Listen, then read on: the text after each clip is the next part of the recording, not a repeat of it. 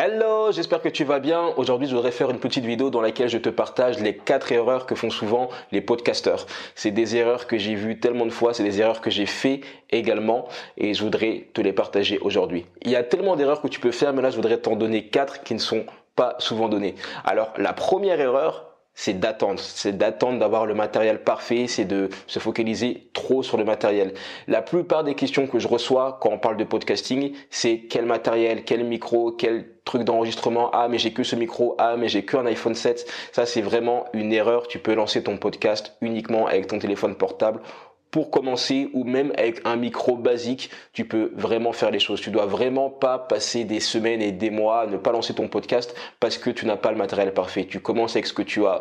Tu commences clean et puis au fur et à mesure, tu upgrades, tu améliores. Mais voilà, le but d'un podcast, c'est qu'on entende tes idées, c'est qu'on entende ton contenu, qu'on entende ta vision. C'est pas d'entendre un enregistrement radiophonique. Ça, c'est que mon avis. Et bien évidemment, la qualité est importante. Il y a des standards, des critères quand même à respecter, mais voilà, il faut pas se focaliser dessus, ça doit aller très vite, tu peux régler ça limite en 10-15 minutes. Le plus important, encore une fois, c'est le contenu. La deuxième erreur que font souvent les podcasteurs, selon moi, c'est le fait de ne pas avoir de la régularité de leur publication de contenu.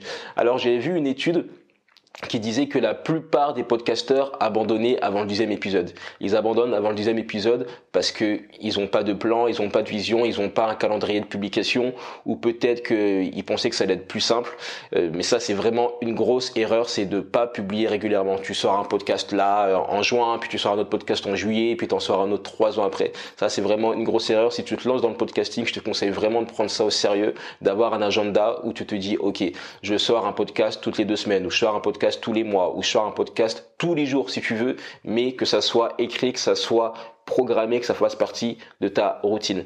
Parce que sinon, tu pourras pas créer une véritable connexion avec ton audience, tu n'auras pas assez de contenu pour démontrer ton expertise ou démontrer ta passion, ta vision, et c'est dommage quoi, parce que c'est dommage tout simplement de ne pas aller jusqu'au bout de la chose. Deuxième erreur à ne pas faire, ne pas être régulé sur le contenu.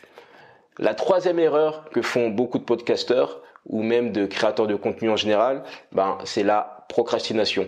Alors, ça ressemble pas mal à le premier conseil la première erreur que je mentionnais, qui était d'attendre d'avoir le matériel parfait. Là, c'est pareil, c'est de procrastiner. La recherche d'invités, c'est de procrastiner à chercher à monétiser son podcast. Tout ce que tu dois faire, en fait, il faut le faire en temps et en heure, sinon tu n'arriveras pas à avoir les résultats que tu pourrais avoir, et en plus de ça, tu risques de perdre beaucoup de temps.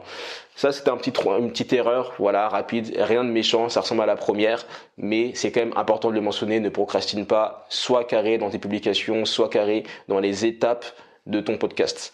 Dernière erreur que font les podcasteurs, beaucoup de podcasteurs, et même ça en général, c'est toute personne qui fait du contenu en ligne. Je vois tellement cette erreur que voilà, il faut que je la dise, c'est de ne pas se créer de mailing list. Ne pas se créer de mailing list, de trop compter soit sur Instagram, soit sur Facebook, soit sur LinkedIn, soit peu importe, de compter sur une plateforme qui ne t'appartient pas, de chercher seulement à publier, avoir le maximum de vues, de likes ou peu importe, sans jamais capturer les mails. Les mails, c'est ce qui va te permettre de fidéliser ton audience. C'est la seule chose qui t'appartient à ta mailing list. Sur Internet, avec peut-être ton site Internet, ce sont les deux seules choses que tu possèdes vraiment, ce sont les deux seules choses qui vont vraiment permettre de vendre, de monétiser ton podcast, selon moi, de vraiment créer un lien précis, fort avec ton audience. Si tu as une mailing list, ça va être plus simple d'envoyer les nouvelles de ton podcast. Ça va être plus simple de vendre des formations ou de vendre tes produits, tes services.